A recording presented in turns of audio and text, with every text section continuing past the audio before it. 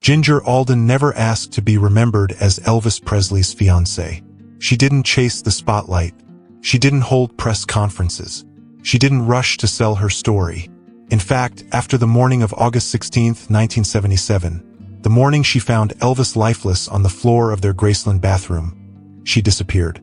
One day, she was engaged to the most famous man in the world. And the next, she was gone, silenced, erased from the public narrative. For decades, fans wondered what really happened. Why didn't Ginger attend the funeral with the Presley family? Why didn't she speak out when rumors swirled about the final hours of Elvis's life? Why didn't she fight for her place in the legacy he left behind?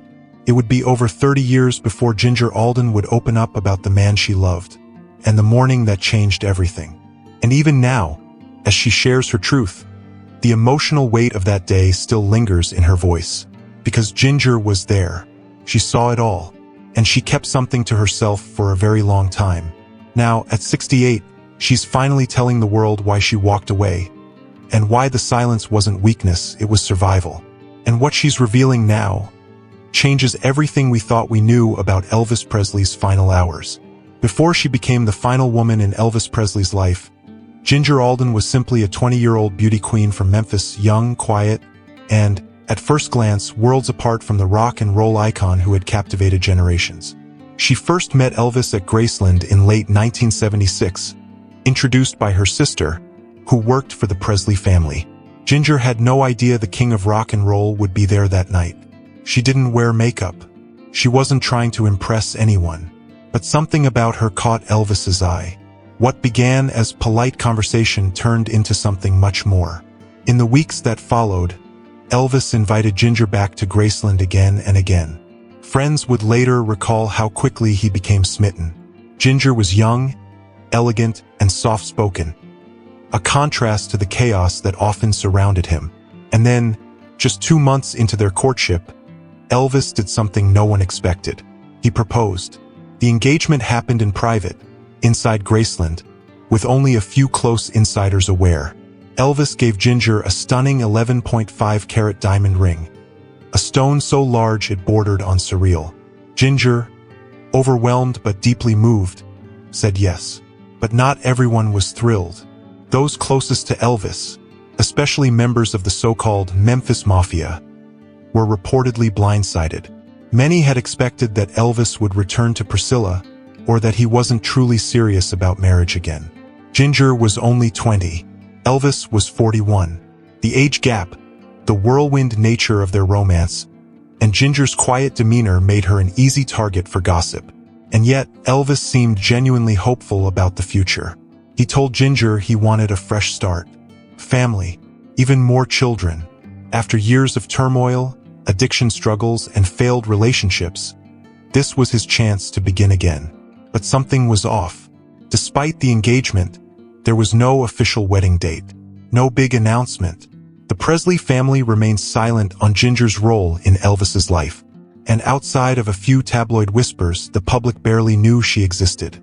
Privately, Ginger was adjusting to life in a whirlwind, living in Graceland, traveling with Elvis, watching as he battled his demons behind closed doors, struggling with insomnia, prescription medication, and the pressure of an upcoming tour that weighed heavily on his health. Still, she stayed. She believed in the man beneath the legend. She saw the sensitive soul, the father who adored Lisa Marie, the man who wanted to be more than a fading icon. Elvis told her he was turning a corner, that after the next tour, they'd have the quiet life he'd always wanted. And Ginger believed him. They never made it to the altar. But that ring, that promise, it meant something. It was more than jewelry. It was Elvis's final gesture of hope, a last attempt at reclaiming a piece of himself before everything unraveled. And when it did, Ginger's world would be changed forever. August 16, 1977 began like so many others inside Graceland. Quiet, dimly lit, and heavy with the weight of routine. Elvis had been restless the night before. Insomnia had plagued him for years, and that night was no different. Ginger Alden stayed with him in the master suite, the same room he had occupied for much of his life. In those final hours, Elvis had talked about the future. his upcoming tour, his hopes for a new chapter, his desire to settle down and escape the chaos that fame had created around him. Then, sometime in the early morning hours, he got up from the bed. He told Ginger he was going to the bathroom to read. That was a habit of his. He'd often retreat there, spending long stretches of time with books, especially spiritual ones. Ginger, still tired, stayed in bed and eventually drifted off. She never imagined it would be the last time she'd hear his voice. Hours later, Ginger woke up. The house was still quiet. She glanced at the clock. Late morning. Too quiet. She got up to check on him. The image she saw when she opened the bathroom door would stay with her forever. Elvis was lying on the floor, face down, unresponsive. His body had gone still. His arms were bent awkwardly beneath him. Ginger screamed for help, calling out into the hallway, desperate for someone, anyone, to come. Panic surged through the mansion. Staff rushed in. Emergency services were called. Paramedics arrived and worked frantically to revive him, but it was already too late. Elvis Presley, just 42 years old, was pronounced dead at 3:30 p.m. at Baptist Memorial Hospital. But in truth, his life had likely slipped away before he ever left that bathroom floor. Ginger, barely out of her teens, had just found the most famous man in the world lifeless before her. And from that moment on, she became a footnote in history. Even as the media descended on Memphis and mourners gathered outside the Graceland gates, Ginger was suddenly on the outside looking in. Though she was Elvis's fiancée, the woman he had planned to marry, she wasn't part of the Presley family. She wasn't Priscilla. She wasn't Lisa Marie's mother. And so, in the hours and days that followed, she was quietly pushed aside. At the funeral, Ginger did not sit with the Presley family. Her presence was barely acknowledged in press releases. Rumors swirled, speculation flew, and Ginger said nothing. She didn't speak to the press. She didn't publish a memoir. She didn't hold interviews. She disappeared. But her silence wasn't emptiness. Behind closed doors, she was grieving, reeling, trying to make sense of how the man who had promised her a life together had vanished in an instant, and how she, the only person who had witnessed those final hours, had been erased from his story. The world lost Elvis Presley that day, but Ginger Alden lost the man she was about to marry. And no one, not the press, not the fans, not even the Presley family, truly understood what that moment cost her.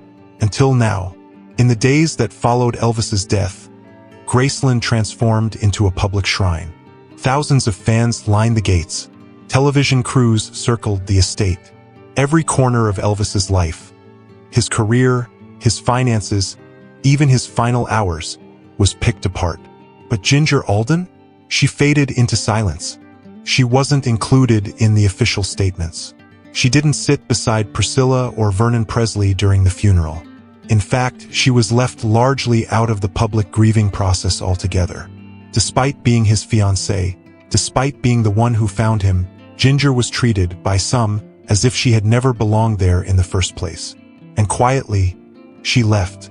In her own words, Ginger has said she felt cut off. She wasn't invited to help plan the funeral. She wasn't consulted on how Elvis would be remembered. She wasn't given a place at the family table.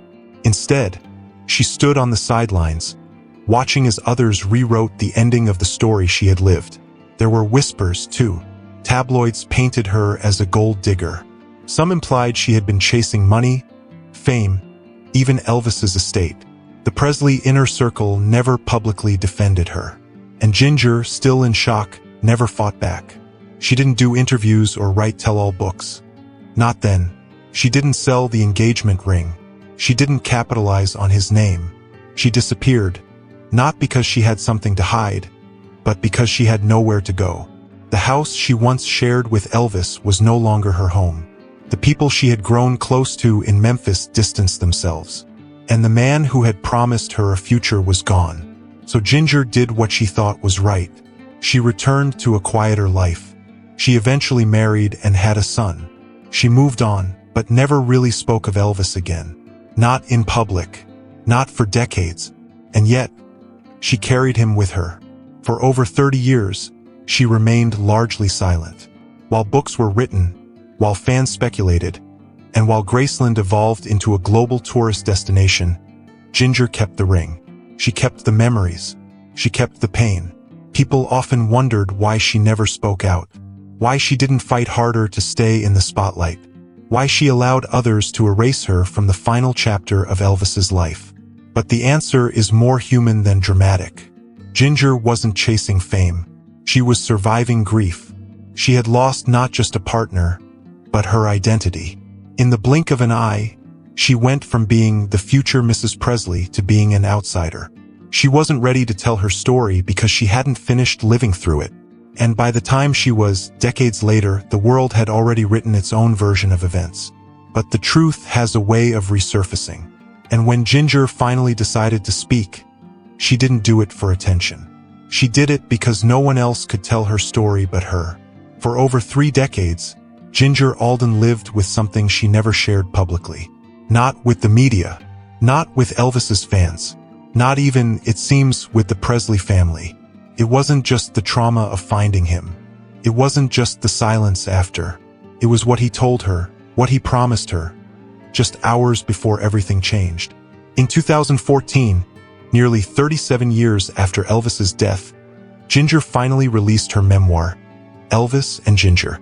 It was the first time she spoke in detail about her relationship with him, about what happened inside the walls of Graceland during those final months, and especially about the night before he died. According to Ginger, that night wasn't dark or chaotic. It was peaceful. Elvis had seemed optimistic. They talked about the future, about the tour he was preparing for, about the idea of getting married in December. Elvis was making plans. He told Ginger he loved her. He told her he wanted to start fresh. And then he told her something else, something she didn't repeat for decades. Ginger says that Elvis told her he was finally ready to get healthy. He wanted to turn his life around. He talked about his daughter, Lisa Marie, about becoming a better father, about stepping away from the people who didn't have his best interests at heart. It was the kind of conversation that gives someone hope. And then hours later, he was gone. For years, Ginger held onto that memory. She replayed it in her mind. Not just the words, but the way he looked at her when he said them. The sincerity in his voice. The gentleness she rarely saw in public. But she never shared it. Because how could she? After the funeral, after the blame, after the silence. The world wasn't ready to hear about hope. It wanted an ending. And Ginger didn't want to argue with grief. So she kept the conversation to herself. She carried it like a weight. Something too sacred to put into words. Even as rumors spread about drugs, about decline, about whether Elvis had given up, Ginger knew what really happened that night. She knew he hadn't given up. He was planning to fight back. He had every intention of waking up that morning. That's what haunted her. Because to the outside world, it looked like he had faded, that he had surrendered to addiction or despair. But Ginger saw something else. She saw a man who wanted more time. A man who was ready, finally, to live differently. And that's what she kept hidden for nearly 40 years. It wasn't a tabloid scandal. It wasn't a conspiracy. It was just a quiet truth. A final glimpse of the Elvis Presley she knew, not as a superstar, but as the man who sat beside her that night, talking about tomorrow. When she finally shared it, fans were stunned. Because behind all the headlines, all the speculation, all the noise, there was a moment of clarity. A man with hope, a woman with a memory, and a future that was never meant to be. Today, Ginger Alden is 68 years old. She's no longer the wide-eyed 20-year-old who stepped through the gates of Graceland and into a whirlwind. She's a mother, a writer, and, after decades of silence, finally the keeper of her own story. And though she waited nearly 4 decades to speak, when she finally did, she didn't do it for fame. She did it for clarity. In interviews and her memoir, Ginger has gently pushed back against the version of history that erased her. She's not angry, not bitter, just resolved. For years, she says, she was misunderstood. People assumed she had been with Elvis for attention, that she'd cashed in on his death, that her role in his life didn't matter. But Ginger still wears the engagement ring Elvis gave her. She never sold it, never flaunted it, but she kept it, not as a trophy but as a reminder of a man who had plans, of a promise he meant to keep. She's also clarified details that had been distorted over time. She's spoken about the way Elvis treated her with tenderness, the laughter they shared, the future they were mapping out.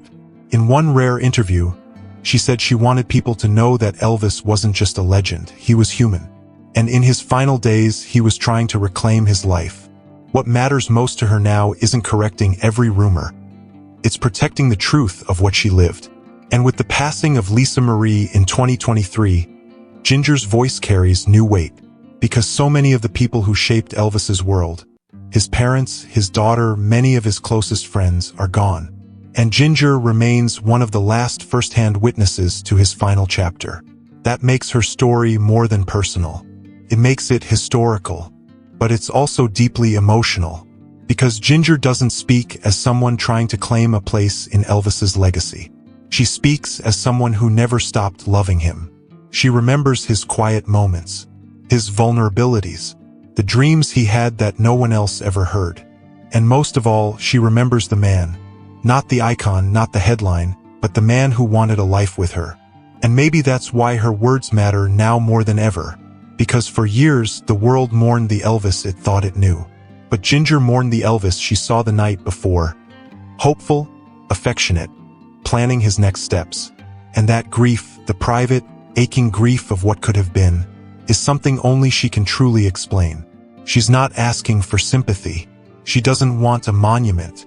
She just wants people to know that Elvis didn't die alone. He didn't die without love. He didn't die as a fallen star, forgotten and empty. He died with someone beside him, someone who had just said yes, someone who believed in him until the very end. And that is why she's speaking now. Ginger Alden was never meant to be part of the legend. She didn't sing on stage. She wasn't in the movies. She didn't wear a crown or hold a spotlight. But she held Elvis's hand in his final months. She listened when no one else did.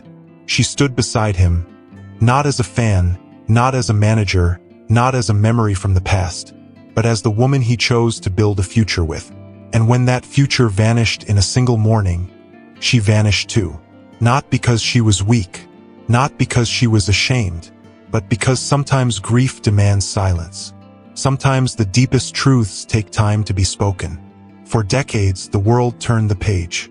Fans remembered Elvis's music, his movies, his magnetism. But they forgot the woman who stood at the end of it all, watching as the lights faded, the crowds left, and the real man was left behind. Now, at 68, Ginger Alden has chosen to speak. Not loudly, not sensationally, but truthfully. And what she's revealing is not a scandal. It's not a headline. It's not a secret meant to shock. It's a reminder that behind every icon is a person. Behind every myth, a moment. And behind every goodbye, someone who never really stopped loving them. For more emotional stories, check out this video.